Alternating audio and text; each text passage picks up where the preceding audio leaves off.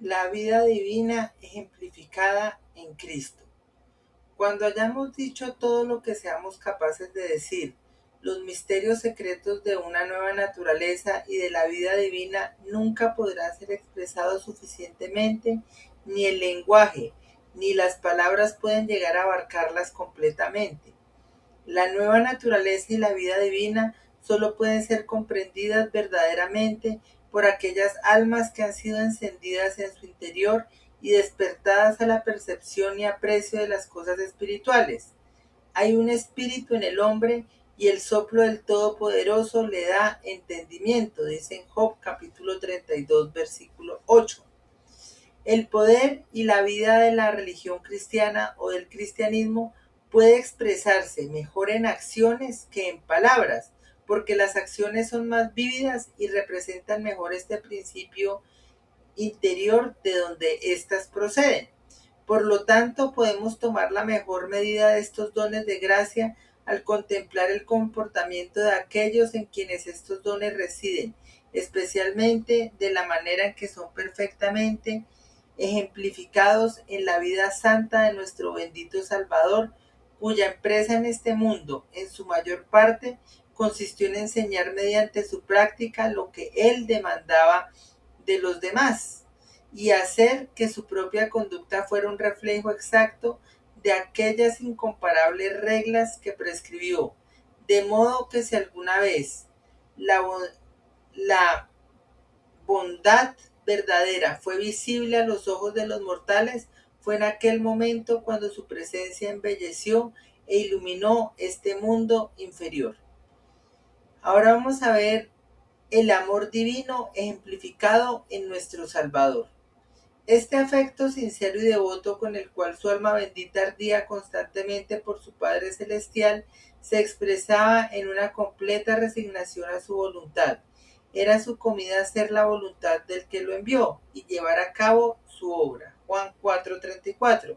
Este fue el ejercicio de su niñez y la constante ocupación de su edad madura. No escatimó esfuerzos ni sufrimientos mientras se ocupaba de los negocios de su padre, pero encontró tal contentamiento y satisfacción infinitos en el emprendimiento de dichos negocios que cuando estaba débil y cansado en su viaje y descansó junto al pozo de Jacob y le pidió agua a la mujer samaritana, el éxito de su conversación con ella y la adición que fue hecha al reino de Dios llenaron sumamente con un deleite tal que pareció haber redundado en beneficio de su cuerpo mismo, refrescando su espíritu y haciéndole olvidar la sed por la cual había clamado anteriormente y rechazar la comida que había enviado a sus discípulos a comprar. Su paciencia al soportar la voluntad de Dios. Tampoco fue menos paciente y sumiso al soportar, literalmente, sufrir la voluntad de Dios diligente, que fue diligente al cumplirla. Soportó las aflicciones más agudas y las miserias más extremas que jamás se hayan infligido a un mortal, sin un solo pensamiento de queja ni una sola palabra de descontento, pues aunque estaba lejos de una insensibilidad ridícula o una obstinación fanática o estoica, aunque era tan susceptible al dolor como los demás hombres, teniendo la comprensión más profunda de lo que iba a sufrir en su alma, como lo declara abundantemente su sudor sangriento y el doloroso espanto y sufrimiento que profesó, aún así se sometió por entero a aquella severa dispensación de la providencia y consintió voluntariamente en la misma, y oró a Dios, si es posible, como dice en Mateo 26:39, o como otro evangelista escribe, si es tu voluntad, aparta de mí esta copa.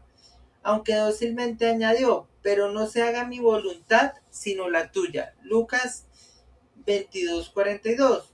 De cuán extraña importancia son las expresiones que se encuentran en Juan 12:27, donde él reconoce por primera vez la angustia de su espíritu. Dice la palabra de Dios, ahora mi alma se ha angustiado, lo cual parecía poner una especie de reparo. ¿Y qué dice? Y entonces pasa a considerar sus sufrimientos con menosprecio. Padre, sálvame de esta hora. Algo que no había dicho antes, pero por así decirlo, lo recuerda volviendo a pensar en ello con dichas palabras. Pero para esto ha llegado esta hora. Y concluye, Padre, glorifica tu nombre. Juan 12, 27 al 28. Ahora bien, no debemos ver esto, el estrecimiento de Cristo, con ligereza ni como alguna debilidad reprochable. En el bendito Jesús, él sabía desde el principio lo que iba a sufrir y estaba resueltamente dispuesto a pasar por ello. Sin embargo, esto nos demuestra el peso y la presión inconcebibles que debió soportar, acerca de lo cual no podía pensar sin error, sino siendo tan aflictivo y contrario a la naturaleza, aún así, considerando la voluntad de Dios y la gloria que le esperaba a partir de aquel momento, no solo era consciente, sino que también estaba deseoso de sufrirlo. La devoción ejemplificada en Cristo.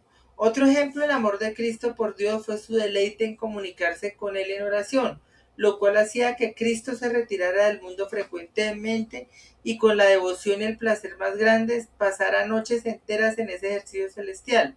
Aunque no tenía pecados que confesar y muy pocos intereses seculares por los que orar, los cuales muy lamentablemente, literalmente hay, son casi las únicas causas que suelen llevarnos a nuestras devociones. Es más, podemos decir que toda su vida fue una especie de oración, un curso constante de comunión con Dios.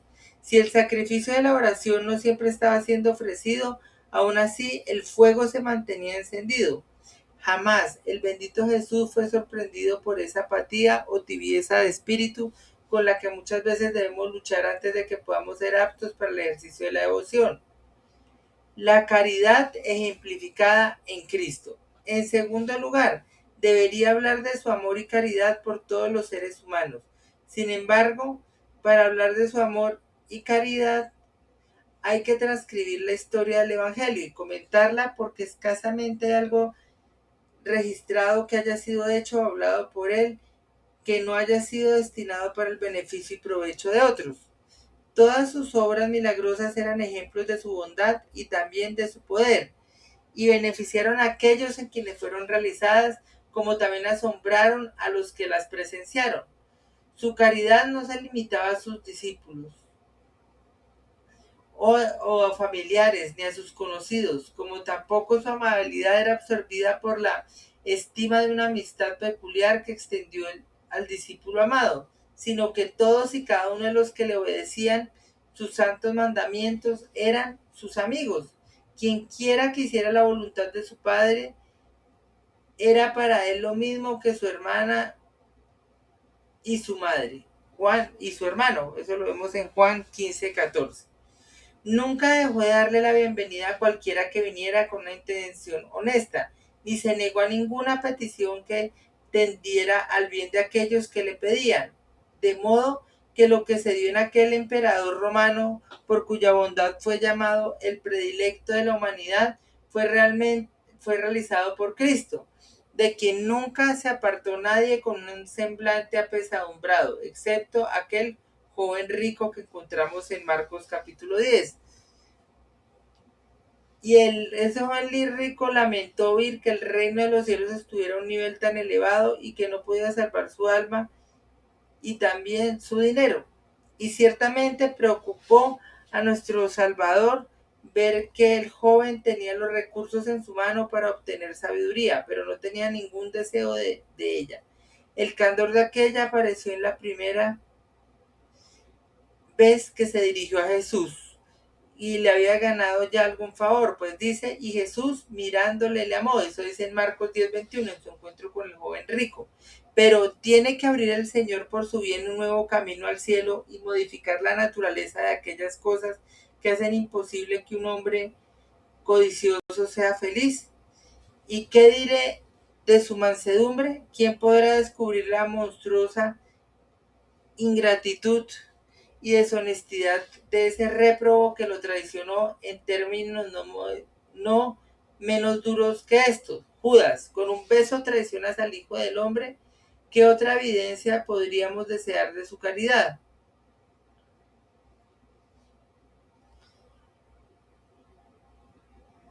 Entonces, hablando de la caridad de él, dice que podemos evidenciar su caridad ferviente e ilimitada, que puso su vida voluntariamente, incluso por sus enemigos más implacables, y mezclando sus oraciones con su sangre, imploró al Padre que en su muerte no les fuera tomada en cuenta, sino que se convirtieran en el medio de vida eterna para aquellas mismas personas que procuraron su muerte. La pureza ejemplificada en Cristo. La tercera rama de la vida divina es la pureza, la cual, como he dicho anteriormente, consiste en un abandono de los placeres y comodidades mundanos y en la resolución de soportar todos los problemas que nos encontremos en el cumplimiento de nuestro deber. Ahora bien, ciertamente, si alguna persona estaba totalmente muerta a todos los placeres de la vida natural, era el bendito Jesús quien rara vez los disfrutaba cuando se cruzaban en su camino, del cual nunca se apartó para buscarlos, aunque permitió a otros las comodidades del matrimonio y lo honró con su presencia, escogió la severidad de la soltería, literalmente, de una vida virgen, y nunca conoció la cama nupcial, y aunque precisamente en una boda proveyó para la escasez de vino con un milagro, no quiso obrar uno para aliviar su propio apetito cuando estuvo en el desierto. Tan lleno de gracia divino era el temperamento de su alma que permitió a otros las gratificaciones legítimas de las que él mismo le pareció bien abstenerse, y proveyó no solamente para sus necesidades más extremas y apremiantes, sino también para sus carencias de cosas más pequeñas y menos considerables. Muchas veces oímos de los suspiros, gemidos y lágrimas de nuestro Salvador, pero nunca de su risa, y que solo en un pasaje se nos dice que se regocijó en el Espíritu. Eso dice en Lucas 10:21. De modo que en toda su vida mostró exactamente ese carácter con el que el profeta de antaño lo había descrito, un varón de dolores y experimentado en aflicción. Isaías 53:3.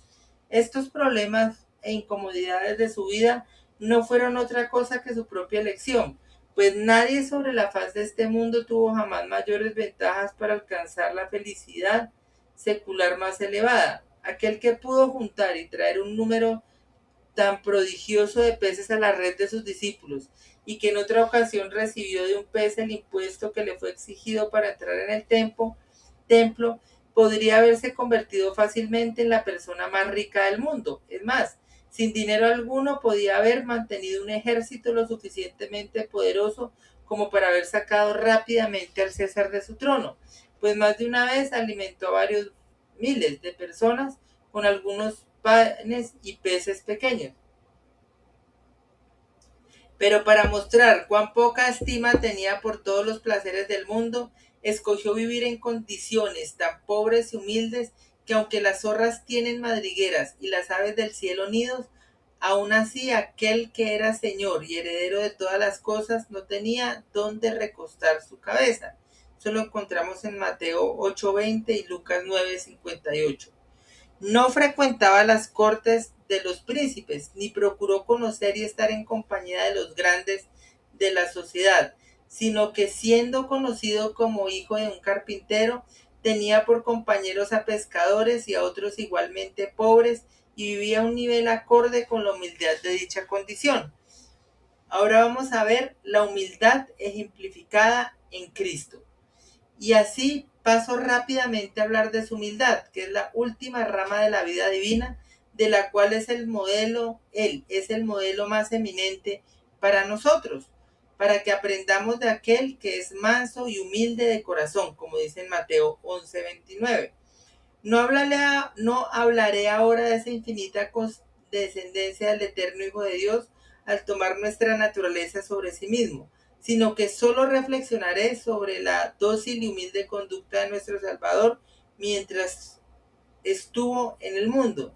No tenía ninguno de esos pecados e imperfecciones que pueden humillar justamente al mejor de los hombres, sino que estaba tan completamente absorto en una profunda percepción de las infinitas perfecciones de Dios que se tuvo por nada ante sus propios ojos, es decir, en cuanto a su naturaleza humana.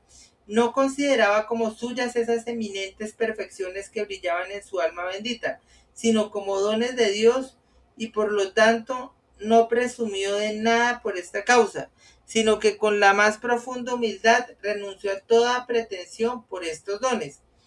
Por esta razón, rechazo el elogio común de maestro bueno cuando alguien que al parecer ignoraba su divinidad y se dirigió a su naturaleza humana. ¿Por qué me llamas bueno? Nadie es bueno sino solo uno, Dios. Eso lo encontramos en Marcos capítulo 10, versículos 17 y 18, y Lucas 18, 18 y 19. Esto como para decir que la bondad de cualquier criatura, y como solo me tomas por tal, no es digna de ser nombrada o tomada en cuenta. Solo Dios es original y esencialmente bueno. Nunca hizo uso de su poder milagroso para vanidad o alabanza de sí mismo, literalmente ostentación. No quiso satisfacer la curiosidad de los judíos con una señal del cielo, alguna aparición prodigiosa en el aire, ni quiso seguir el consejo de sus compatriotas y parientes que hubieran querido que todas sus grandes obras hubieran sido hechas ante los ojos del mundo para que se hiciera el más famoso. Antes bien, cuando su caridad lo llevó a socorrer al miserable o desdichado, su humanidad lo hizo suplicar, y su humildad lo hizo suplicar a otros que ocultaran el milagro. Y cuando la gloria de Dios y el propósito por el cual había venido al mundo requería la publicación de estos milagros, atribuyó el honor de todos ellos a su Padre, diciéndoles que por sí mismo no podía hacer nada. Eso dice en Juan 5, versículos 19 y 30. No puedo seguir haciendo hincapié en todos los ejemplos de humildad en su comportamiento con los hombres, como se apartó cuando lo hubiera hecho rey. Su sujeción no solo a su bendita madre, sino también al esposo de ella durante sus años de su juventud, y su sumisión a todas las indignidades y afrentas que sus groseros y maliciosos enemigos le infligieron. La historia de su vida santa, registrada por los que la conocían bien, literalmente los que convivían con él, está llena de pasajes como estos. Y en efecto, el estudio serio y atento de su historia es la mejor manera de tener una medida o una idea correcta de lo que es humildad y lo que son todas las demás partes de la religión cristiana o el cristianismo que me he estado esforzando por describir. Ahora vamos a la oración final, pero ahora, para que disminuya su molestia de leer una extensa carta haciendo algunas pausas, permítame anexar aquí una oración que podría ser apropiada cuando alguien que antes había tenido algunas falsas nociones del cristianismo comienza a descubrir lo que esta realmente es él, lo que realmente es, lo que la verdad, la religión cristiana realmente es. Vamos a la oración. Dice: infinita y eterna majestad, autor y fuente de la existencia y la bienaventuranza, cuán poco sabemos de ti. Cuán poco sabemos de ti, las pobres criaturas pecadoras, o de la manera de servirte y agradarte. Hablamos de cristianismo y queremos ser cristianos, pero ay, cuán pocos son los que conocen y consideran lo que ésta significa. Cuán fácilmente confundimos los afectos de nuestra naturaleza y las manifestaciones del amor propio con esas gracias divinas que por sí solas pueden hacernos aceptables delante de tus ojos. Puede que de manera justa sientas tristeza al considerar que has estado extraviado tanto tiempo y que me he contentado tan a menudo con sombras vanas e imágenes falsas de piedad y religión. Sin embargo, no puedo dejar de reconocer y adorar tu bondad, que se ha complacido, en cierta manera, en abrir mis ojos y dejarme ver a qué debo apuntar. Me regocijo al considerar las poderosas mejoras de las que mi naturaleza es capaz, y qué temperamento espiritual divino resplandecen aquellos a quienes te agrada elegir y hacer que se acerquen a ti.